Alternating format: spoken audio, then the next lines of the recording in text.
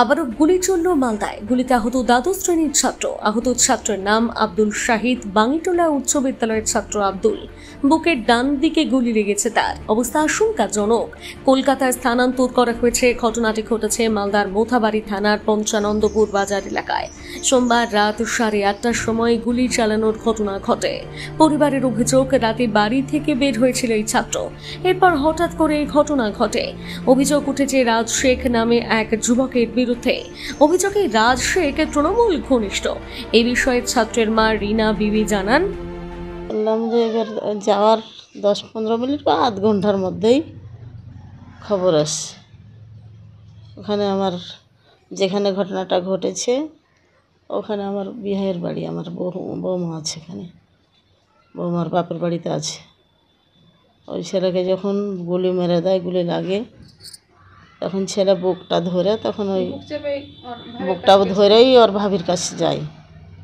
ভাবির কাছে যেয়ে বলছে কি যে, ভাবি আমার জান চলে আলো, আর বাঁচবো না, মরে যাবো। এই 3টা কথা বলে কয়েছে যে, কে তোমাকে মারলে, কী হলো, কিসের কী হলো তোমার? নেই তো আমার কী হলো, আমাকে গুলি মেরে দিয়েছে। কে গুলি মেরেছে? তো ছেলে খালি একটাই কথা কয়েছে যে আমাকে রাজ গুলি মেরেছে। এটা কহার পরেই তখন কয়েছে, দাদাকে তুমি ফোন করে দাও। আর ছেলে আর কোনো কথা বলতে পারেনি, এখানে ওটি কথা বলেছে। তখন আমার বৌমা এখানে ফোন করলো। এ বিষয়ে ছাত্রের বাবা তাইর শেখ জানান, হঠাৎ করে একটা ফোন আসলো যে আপনার ছেলেকে গুলি করেছে। যাচ্ছি তো আমার ছেলেকে, আমার মেজো ছেলে আর কয়েকজন লোকজন তারা কিন্তু নিয়ে আসছে। আমরা সরাসরি তখন নিয়ে এসে বাঙ্গিটোলা হসপিটালে নিয়ে যাই। হসপিটাল থেকে বাঙ্গিটোলা হসপিটাল থেকে রেফার করলো মালদা নিয়ে যাওয়ার পর ওখান থেকে রেফারটা করেছে কলকাতা। কোনো রকম খুব অসহায় অবস্থায় একটা আইসিইউ গাড়িতে, আশঙ্কাজনক অবস্থায়। আমরা হতভম্ব হয়ে কী করবো কিছু বুঝতে পারছি না, যার জন্য আমরা তখন ওই ছেলেকে একটা আইসিইউ গাড়িতে করে দিল। ওখানে 22-23 হাজার টাকা ভাড়া আমাদের পক্ষে সম্ভবও ছিল না। কোনো রকম করে ছেলেটাকে কলকাতা পাঠিয়েছি। আমি এখানে মোবাইল যুগে শুনলাম ছেলেরাকে নাকি হসপিটালে ভর্তিটা হয়েছে, পিজি হসপিটালে। গুলি চালানোর ঘটনা প্রসঙ্গে স্থানীয় বিজেপি নেতা নিবারণ ঘোষ জানান, গতকাল রাত্রে মোথাবাড়িতে যে রাতের অন্ধকারে তৃণমূল নেতা একাদশ শ্রেণীর ছাত্রকে যেভাবে গুলি করে মেরেছে, তাতে মোথাবাড়িবাসী ভয়ভীতিতে রয়েছে এবং আতঙ্কিত রয়েছে।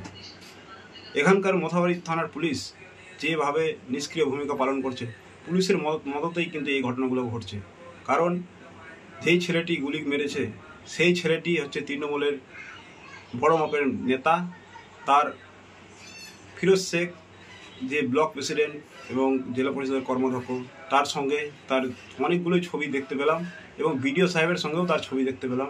এবং যে যুব মোর্চার সভাপতি তহিদুর শেখ, তার কিন্তু ডান হাত, সেই কিন্তু তার নেতৃত্বেই অনেক তোলা তুলতো এবং এর আগেও শুনলাম তোলা তুলতে গিয়ে একটা ছেলেকে গুলি মেরেছিল।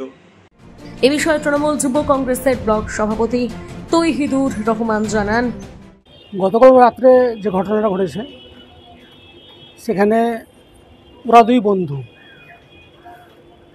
নিজেদের মধ্যে, যেটা শুনলাম যে নিজেদের মধ্যে মোবাইলের ঝামেলা নিয়ে নিজেদের মধ্যে এই ঝামেলাটা করেছে।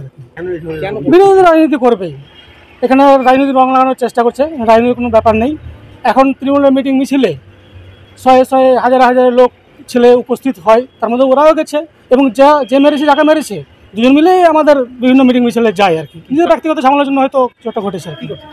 করার চেষ্টা করার জন্যই করছে এটা। হ্যাঁ, বিজেপি তো ওরা রাজনৈতিক ফায়দা নেওয়ার চেষ্টা করছে। এটা রাজনীতির কোনো ব্যাপার স্যাপার নেই, নিজের ব্যক্তিগত ঝামেলা এটা। মালদা থেকে পরিতোষ সরকারের প্রতিবেদন, নিউজ টুডে।